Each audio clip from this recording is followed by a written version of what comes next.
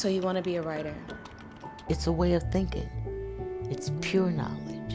Everybody in the world uses words. The writer has to take these most known things and put them together in such a way that a reader says, I never thought of it that way before.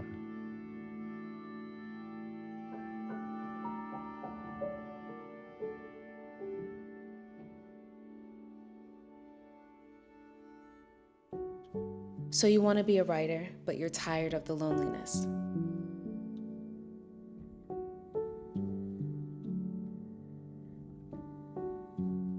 You're scared you're not good enough, and what if you never finish or you never get published?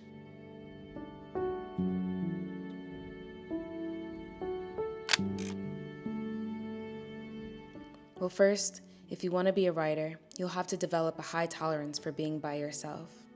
Sometimes, the loneliness is actually palpable and it's heavy, but not having someone to share something with, someone to see what you're seeing or hear how you heard something, might be the feeling that writing stems from. I actually think the loneliness, which can also be felt when you're with company, is a sign that you are a writer, because the thing you most want to communicate is better suited for the page.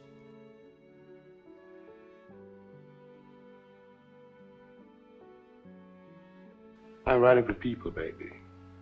I do believe what we share in the written word on a blank page connects us more in the sense of being understood and feeling less alone, whether it's reader or writer.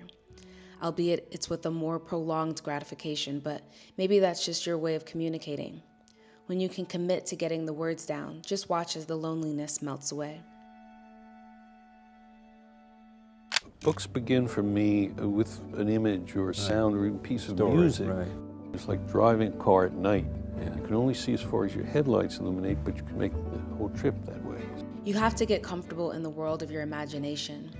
When you're bringing characters to the page, expressing something that'll be clear and engaging, you have to know it in and out. You have to spend so much time asking and answering your own questions. It's like when you're writing the first draft and telling yourself the story. Sometimes it doesn't even make sense, but that doesn't make it wrong or even a bad idea. It just means you have to do the work until it does make sense. And when you trust your imagination, you'll show up to do that work. There are parts of the story that don't reveal themselves right away, so you have to keep living in the world you've created until you know it so well that no matter what someone asks you about your story, you can answer.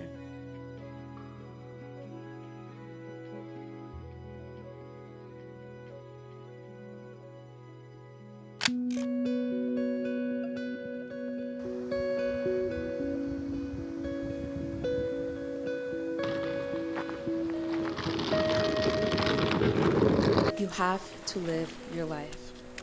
The greatest source of inspiration isn't just in the books we read or the talent we have, but it's the life that happens to us, all around us.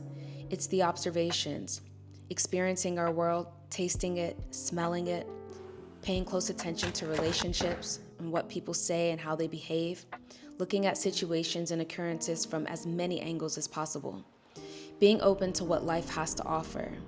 It's the adventures that lend themselves to the writing more than anything else, because real life is interesting.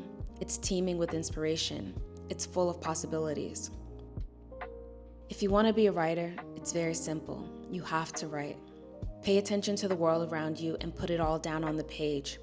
See where your imagination takes you, respect it, create a sacredness around it, and show up to do it, even when no one's watching. Don't just plan to write, dream about, or talk about writing. Be writing.